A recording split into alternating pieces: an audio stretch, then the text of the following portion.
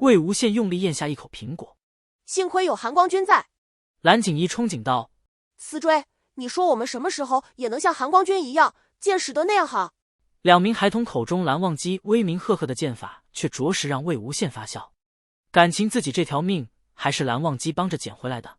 蓝景怡说的兴起，又抽出腰间挂着的木剑，连笔带划。蓝思追一一应着，手下还不忘一粒一粒喂魏无羡吃苹果，直到魏无羡再次扭头，他才停下，又用剩下的苹果和胡萝卜去喂其他兔子。一连好几天，这两个孩子都提着个竹篮上来喂兔子，可见这群兔子确实被人养着，还是被韩光君养着。所谓士别3日，还真是让人刮目相见。大概被蓝忘机吩咐过，那个叫蓝思追的孩子对魏无羡格外上心，变着花样给他带吃的，菜叶、菜帮子、野果，小孩子能想到的吃食，大概都给他细细里好弄来了。但魏无羡除了苹果，没碰过别的。虽然他也想来点游荤，但经不住这具兔子身体洗漱。他甚至有一次好奇去啃了一口草，居然真给吃下去了，让他惊奇了好些时候。不过他的身子也确实被养得好了些，虽然有时候还是会被其他兔子压着咬得嗷嗷叫。这里的兔子似乎对他抱着莫名敌意，但好歹腿脚利索了不少，再过几日大概就能行动无碍，下山蹦跶了。这日魏无羡正费力地梳理着肚子上粘成一团的毛，好歹他前世在仙门世家公子品貌排行里榜上有名，如今沦为兔子也忍不了一身泥土星子。正扯开一个毛团，远处又响起了悉悉索索的脚步声。魏无羡本不甚在意，但听着听着就觉出些不对来。脚步声绝对不止两人，孩童繁杂的足音里还引着一人波澜不惊的脚步，很轻，但却稳稳当当，明显凌厉深沉。魏无羡停了爪子上的动作，竖起一双长耳，几句细碎的对话飘了过来。这几日先生教了什么课？礼记可背熟了吗？背熟了，还抄了字帖，习了琴。又有人道：师兄，你们这次夜猎有没有遇到什么高阶妖兽？有几只有趣的，附在树上的花妖。那金家的精灵公子来晚了一步，发好大的脾气。听到精灵，魏无羡一个打挺，从地上翻起身来。那少年却突然噤声了，似在忌惮谁人。蓝家家训森严，为背后不可与人是非，是谁走在这群少年中间不言而喻？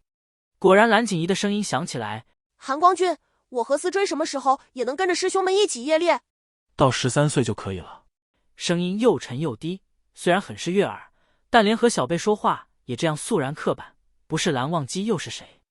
魏无羡很长时间没听过那人说话了，不禁微微一怔，又思忖：蓝湛这几日若是在外夜猎，那之前在教场上看见的定然就是如今的蓝家家主蓝曦臣。他忙着琢磨蓝家的事，回过神来却发现身边那些慢吞吞嚼着草的雪白兔子不知何时已纷纷抬头，一双双长耳高高竖起，片刻之后都蹦跳着向谈话声的方向涌过去。魏无羡在这度了几日，却从未见过这群干什么都慢条斯理的毛团如此兴奋过，简直看呆了。林荫之间显出几名身着蓝家校服的身影来，为首之人白衣素袍，身负乌木古琴，一双浅琉璃似的眼睛生着几分冷淡与凛然，正是蓝忘机。跟在他身后的除了蓝思追和蓝景怡，还有好几名14、15岁的少年，想来便是此次随蓝忘机一同夜猎的蓝家小辈了。那群绒团围在蓝忘机脚边，内层的扒在蓝忘机裤腿上，外层还在纷纷往里挤，远看像是飘下来的一片云。魏无羡虽然惊奇，但为避免蓝忘机生疑，还是不情不愿的学样蹦了过去。不想那群本在努力往蓝忘机身上爬的兔子，见他靠近，却挤成一团，纷纷避开。方才的一片云被硬生生撕开一处缺口。魏无羡郁闷，前世他就不讨山鸡野兔之流喜欢，如今成为了同类，不相亲相爱就罢了，怎还是不受待见？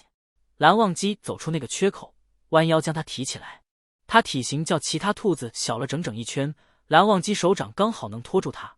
蓝思追在一旁说：韩光君，这只兔子最近几日好了不少，已经开始吃东西了。魏无羡前世与蓝忘机身形相仿，平日里一抬眼就能看到的高度，如今变成他脖子扬得发酸，也只能看到那人白玉似的下颌，着实别扭的慌。蓝忘机点点头，手指轻轻摩挲着魏无羡后背，道：伤口已经长好了，约莫指的是被老鹰抓出的伤口。魏无羡在土洞里窝着睡了几天，全身骨头都僵了，这下一条背骨被上上下下摸得舒服，厚脸皮的抖着一身白毛，就往蓝忘机手指缝里钻。蓝忘机又挠了挠他耳朵，转向蓝思追问道：“近日所思何物？”蓝思追如实答道：“胡萝卜、白菜叶、苹果，但这只兔子好生奇怪，除了苹果都不吃。明明以前它喜胡萝卜的。”蓝忘机浅色的眸子有意无意地扫了魏无羡一眼，又问起了其他事。秦羽习得如何？蓝思追突然涨红了脸，嗫嚅道：“思追按韩光君所说，近日依然习问灵，只是所请之灵中，说谎者屡屡出现，思追愚钝，还需勤加练习。”蓝忘机点了点头，并无责怪之意，只对身后跟着的一群小辈道：“时候已不早，都去习剑。”众小辈均应了，恭恭敬敬行了礼，朝教场方向而去。蓝忘机将魏无羡放下，那群兔子还围在他脚边，极温顺乖巧的模样。蓝忘机静静站了良久，忽然取身后古琴置于一旁的青石之上，自己则端坐于前，沉思片刻，抬手奏了一段旋律。弦音很短，蓝忘机停了手，未再弹奏，琴弦自微微颤动，慢慢恢复平静。他又等了一阵，直到山风呼啸，才垂下眼帘，扬手弹起另一支曲子。调子魏无羡未曾听过，大概也是那人随手弹出的。他知道蓝忘机一向无趣，但不知道蓝忘机竟会无趣到对着一草坪的兔子弹琴。魏无羡懒洋洋地趴在草皮上，他既不能说点什么去撩拨蓝忘机，又不能朝他扔纸团，别提有多难受。深秋露重，蓝忘机衣袍下摆竟被浸湿，却似浑然不觉。魏无羡耐着性子听琴音清冽响了一个多时辰，直到天边泛出些红来，那人才收了琴。见蓝忘机站起身来，本安静聚在他四周的雪白毛团都抬起头来，亦步亦趋地跟在他身后。魏无羡等的就是这一刻，他快步向前，然后奋力一蹦，挂在了蓝忘机腿上。蓝忘机停了下来，魏无羡一个不留神，啪叽一声，四脚朝天摔在地上，心里暗暗啐了一口。他又拼命蹬着腿翻过身，再次挂到了蓝忘机腿上。静默了片刻，蓝忘机的声音从头顶飘下来：“你要跟我回去？”魏无羡死抓着不松手，反正他一向厚脸皮，当年这人面对他送的兔子还板着个脸不看他，这下自己养了一大群，总不会讨厌。若是蓝忘机能带他回去，倒省得他自己下山折腾。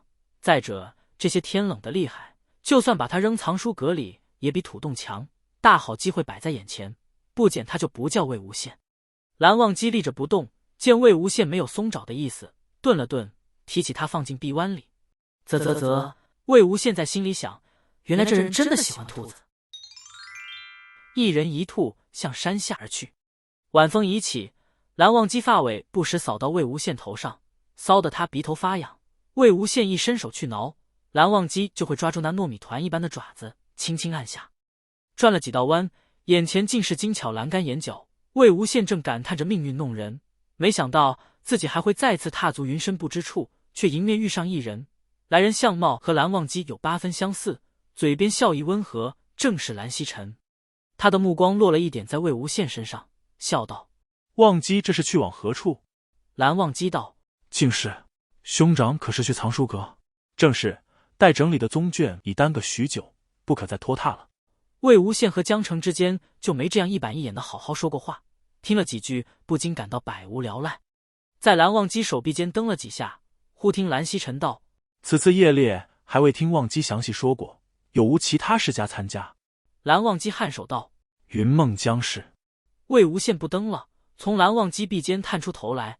蓝曦臣略一沉思：“最近的夜猎似乎江宗主均有参加。”蓝忘机又道：“今世精灵亦在。”这下魏无羡连耳朵都竖直了。早在之前听到那群蓝家小辈提到精灵时，他就在心里暗暗摇头。算起来，精灵也就和蓝思追差不多的年纪，偏偏江澄这个舅舅头脑还不清醒，带着这么小的孩子去夜猎，就算江澄能力了得，也未免不会出意外。如今听蓝曦臣一说，他大概知道江澄是为了替精灵助阵，在同辈里博个响亮名声，只是这种方法未免也太过心急了。